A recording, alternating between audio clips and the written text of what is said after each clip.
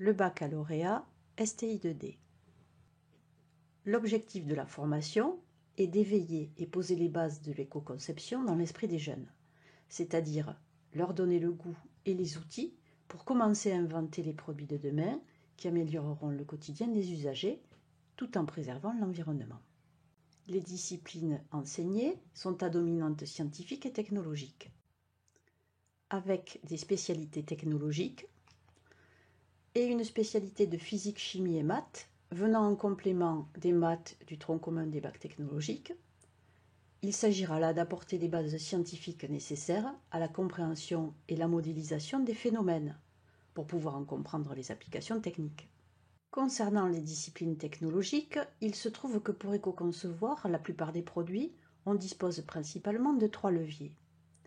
On peut optimiser la matière et les structures en cherchant, si on prend le domaine des transports par exemple, à faire des véhicules résistants, mais les plus légers possibles, et avec des matériaux recyclables.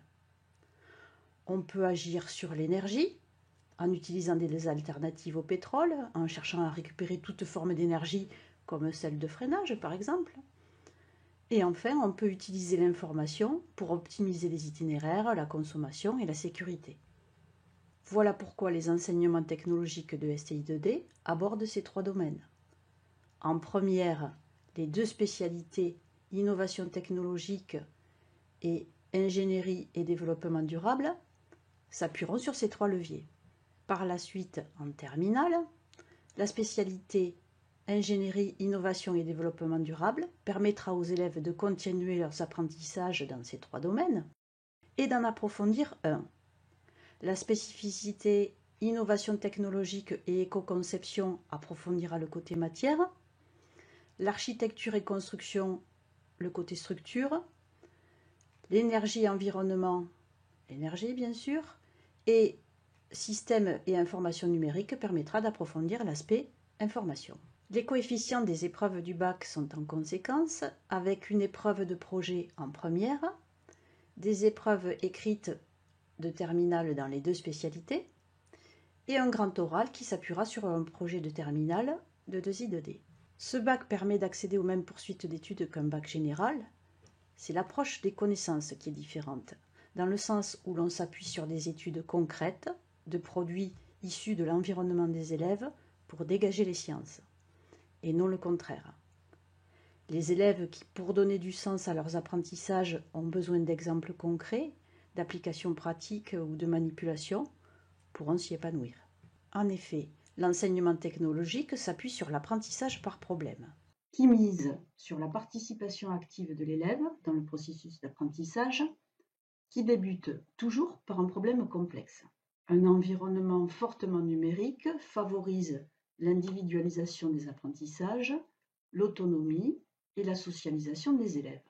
Elle s'articule autour de 3 types d'activités. Les études de cas, qui permettent à un petit groupe confronté à un problème réel de poser un diagnostic, proposer des solutions et en déduire des règles ou des principes applicables à des cas similaires. Les travaux pratiques et les travaux dirigés. Et enfin le projet qui confronte l'élève à un défi. Pour aboutir à une réalisation concrète, l'élève doit résoudre une pluralité de problèmes interreliés.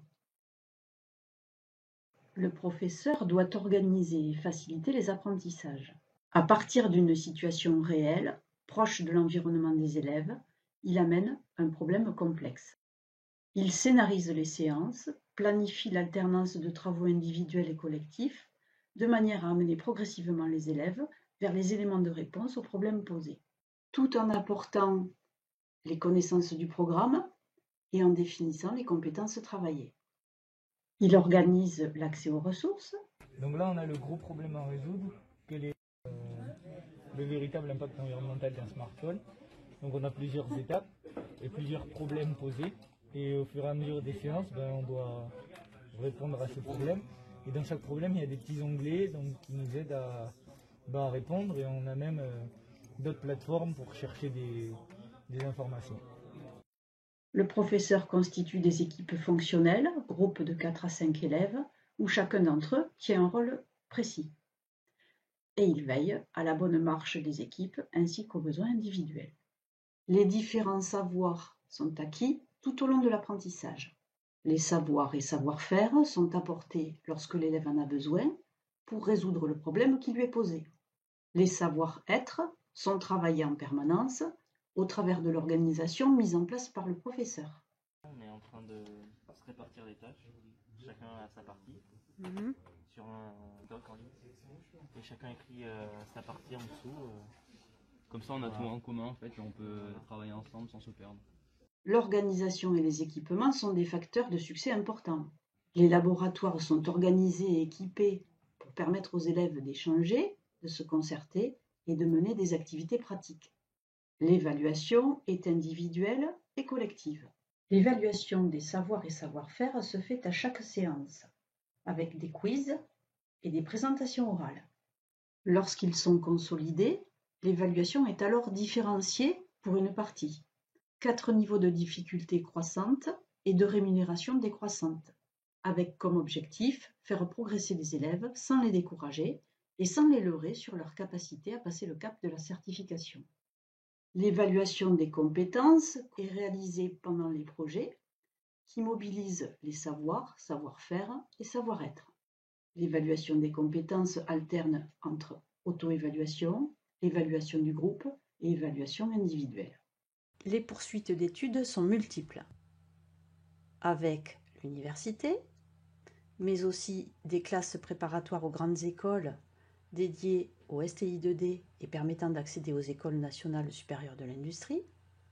Certaines écoles d'ingénieurs peuvent recruter dès l'obtention du bac. Et enfin, les bachelors universitaires technologiques ou les BTS. Voilà qui offre tout le champ des possibles selon les capacités de travail et les aspirations de chacun.